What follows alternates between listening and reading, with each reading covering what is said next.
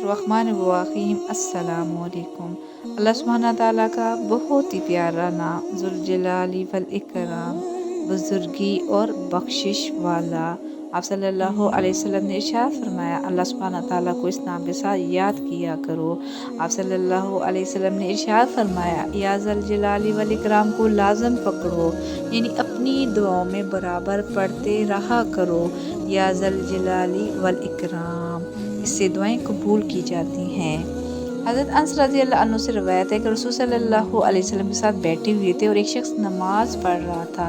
नमाज से फारिग होकर उसने दुआ मांगी, अल्लाहुम्मा इन्नी अस्सलुका बिअन्ना लकल हम्द ला इलाहा इल्ला अंतल मन्नानु बदिउस समावाति वल अर्द या ज़ल जलाली वल इकराम या हय्यु या कय्यूम।